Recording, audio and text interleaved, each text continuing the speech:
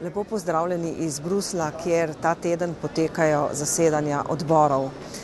Omenila bom en dokument, ki ga obravnavata oba moja odbora, tako odbor pristojen za industrijo, kot tudi odbor pristojen za okolje. To je bela knjiga o prilagoditvah na podnebne spremembe.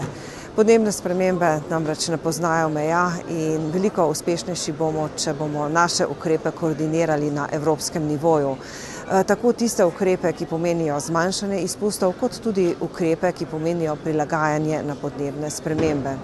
In tako je v beli knjigi predlagano, da bi države članice pripravile svojo strategijo ukrepov nekje do leta 2012, po letu 2012, torej 2013, pa bi se ukrepi začeli tudi izvajati. Seveda je smisel vsega tega to, da se ukrepi koordinirajo na evropskem nivoju. Torej, v tem dokumentu je definirana tako časovnica, predlagana pa so tudi področja, ki naj jih vsebujejo strategije posameznih držav članic, kot je recimo področje zdravja, gozdov, potem zagotavljanja vode.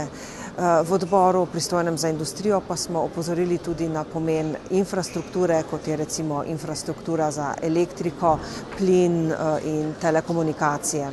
Prav ta teden je v odboru pristojnem za industrijo potekalo glasovanje o našem mnenju in na tem glasovanju, pripravi amandmajev sem tudi zastopala politično skupino Evropskih ljudskih strank.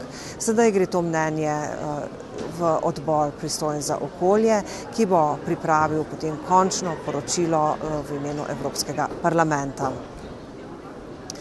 Smo pa tudi blizu 8. marcu in ta teden je čas tega praznika že potekala razprava, ki smo jo namenili predvsem ženskam v Iranu. Spomnili smo se na to, kako ljudje v Iranu trpijo, se v demonstracijah si prizadevajo, da bi prišlo do prostega, svobodnega Irana, demokratičnega Irana in tu imajo seveda ženske posebno vlogo. Kajti ženske so v tej državi resnično zatirane in prizadevamo si, da bi svoboda pomenila svobodo za vse ljudstvo, ne samo za del prebivalstva. V ta namen je bila organizirana tudi razprava in veliko čast nam je bilo, da je na njej sodelovala tudi vodja iranske opozicije v izgnanstvu, gospa Radžavi. No, tudi sama sem se oglasila na to temo, izrazila solidarnost s trpljenjem ljudi v Iranu, poudarila sem vlogo in moč žensk, poudarila sem, da brez energije, moči, prizadevanj in resnično močne volje žensk namreč ne verjamem prav v demokratični razvoj Irana.